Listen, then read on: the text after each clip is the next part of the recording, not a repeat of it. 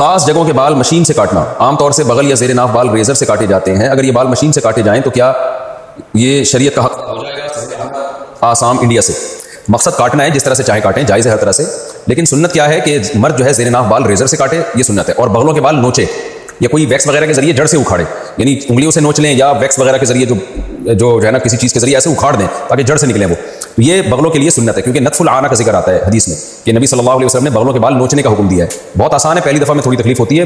باقی پھر تکلیف نہیں ہوتی، اور زیر ناف بال بلیڈ سے صاف کرنا مردوں کے لیے، اور خواتین کے لیے افضل یہ ہے کہ زیر ناف بال وہ کسی کریم وغیرہ سے صاف کر لیں اور بغلوں کے بال وہ نوچیں یا جو ویکس وغیرہ کے ذریعے نہیں ایسے اکھاڑ دیے جاتے، لیکن اگر کوئی اس کے خلاف بھی چلتا ہے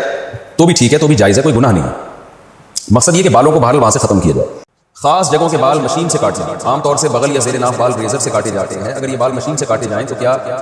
یہ شریعت کا حق؟ آسام انڈیا سے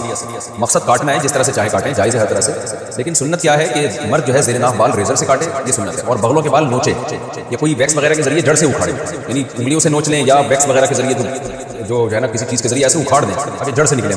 یہ بغلوں کے لیے سنت ہے، کیونکہ نتف العانہ کا ذکر آتا ہے حدیث میں کہ نبی صلی اللہ علیہ وسلم نے بغلوں کے بال نوچنے کا حکم دیا ہے۔ بہت آسان ہے، پہلی دفعہ میں تھوڑی تکلیف ہوتی ہے،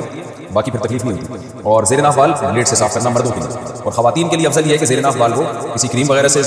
صاف کر لیں اور بغلوں کے بال وہ نوچیں یا جو ویکس وغیرہ کے ذریعے نہیں ایسے اکھاڑ دیے جاتے، لیکن اگر کوئی اس کے خلاف بھی چلتا ہے تو بھی ٹھیک ہے، تو بھی جائز ہے، کوئی گناہ نہیں۔ مقصد یہ کہ بالوں کو بہرحال وہاں سے ختم کیا۔